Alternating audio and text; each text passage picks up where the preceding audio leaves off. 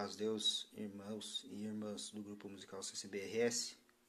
Hoje, dando continuidade aos vídeos do Manual de Orientação Orquestral, nós vamos falar do violino. Existiu um instrumento na história chamado erhu, que foi o primeiro instrumento que se tem conhecimento, que tinha cordas e era friccionado por arco. Esse instrumento foi evoluindo ao longo da história e no Império Bizantino existiram 3 instrumentos. Entre eles era o rebeque, ou rebeca, como a gente mais conhece. Ele tinha um formato parecido com o do violino. E nessa evolução ao longo da história, existiu um luthier chamado Gasparo da Salo. Ele criou o violino no formato que a gente conhece hoje. A caixa tendo aquela forma, os furos em formato de F, enfim. Nessa história, nessa evolução, ele chegou a esse formato nesse ano. Existiram 3 famílias que elas foram muito fortes na fabricação do violino, que era a família Guarnieri, a Amati e o famoso Antonio Stradivari. Ele nasceu em 1644 e morreu em 1737. É o mais famoso que se conhece hoje. No desenvolvimento, na fabricação dos violinos que ele fabricava, ele usava diversos cálculos, entre eles um negócio chamado proporção áurea, que é um cálculo que segundo eles, chegava mais próximo à perfeição.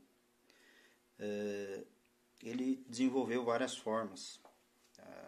Um violino com uma caixa maior, outra menor. Então ele foi desenvolvendo e chegando mais próximo à perfeição. Então por isso ele é o mais famoso. Mais ou menos por uns 200 anos, o violino permaneceu inalterado a sua forma. Eu vou virar a câmera aqui para nós ver o violino e vou explicar para os irmãos o formato como ele é. O que o violino sofreu de evolução ao longo da história foi essa parte do espelho aqui no braço, que ele era uma forma mais reta, o cavalete era mais baixo. Então ele foi alterado essa parte do violino aqui, deixando ele mais com essa parte de formato de cunha que se chama, deixando o cavalete mais alto, ficando assim mais fácil para tocar.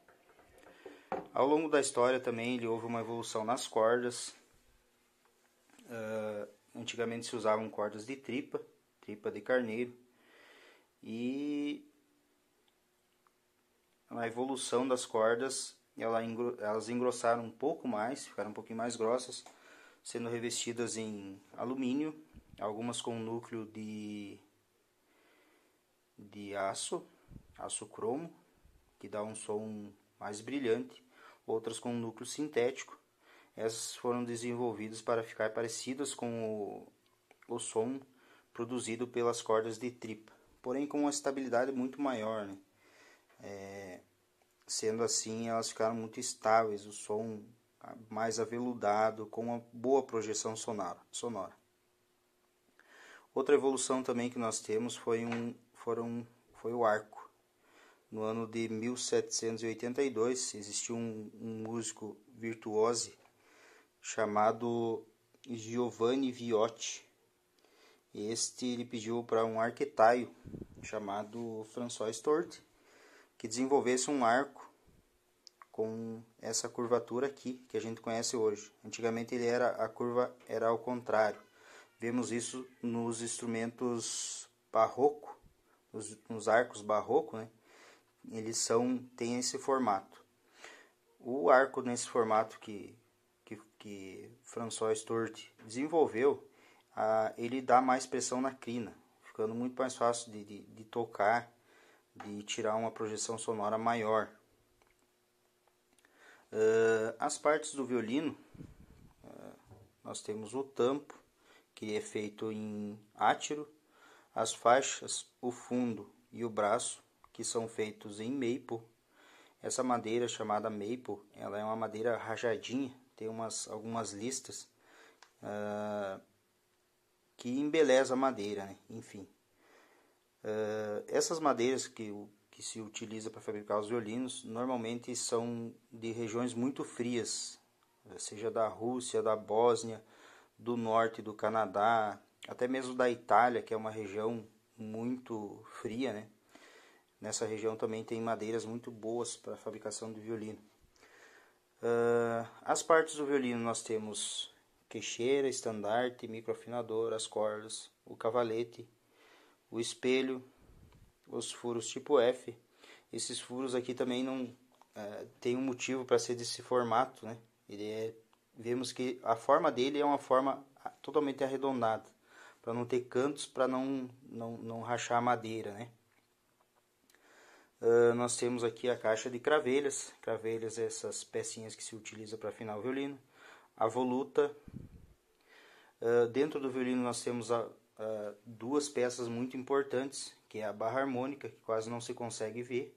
Ela ocupa quase toda a extensão do tampo e ela tem um formato de viga para suportar o peso das cordas, a pressão que as cordas exercem sobre o tampo. E nós temos também a alma, que é aquela pecinha de madeira que que a gente consegue ver ali do ladinho ali, que serve para quê? Que serve para sustentar a pressão das cordas também, e outra para transmitir a vibração sonoras do tampo superior para o fundo, fazendo a ressonância para que o som saia mais longe, né? As cordas do violino elas são afinadas, a mais grave no Sol 2, depois nós temos a segunda corda, que é o Ré 3, o Lá 3, que é a afinação da orquestra, e o Mi 4. A extensão do violino ela vai do Sol 2 até o Dó 7, que é uma nota bem aguda, bem agudíssima, né? Nós temos algumas indicações aqui no nosso manual, que é o que? O violino ele faz o soprano como voz principal, sendo que no hino do silêncio e na Santa Ceia ele é obrigado a tocar na primeira posição. O soprano no oitavado se toca quando tem mais músicos, né? E em batismos, né? Batismos, ensaios, ele pode tocar dessa forma, sendo no oitavado. E a voz secundária do violino é o contralto, certo? Nós temos diversos tamanhos de violino, começando do menor, que é o 1/8, depois nós temos o meio, o 3/4 e o 4/4, que são violinos do tamanho normal, que a gente conhece. Espero ter ajudado aos irmãos, e qualquer sugestão dos irmãos, qualquer informação que possa agregar no vídeo, os irmãos também podem estar passando no grupo, tá bom? Deus abençoe a todos, a paz de Deus.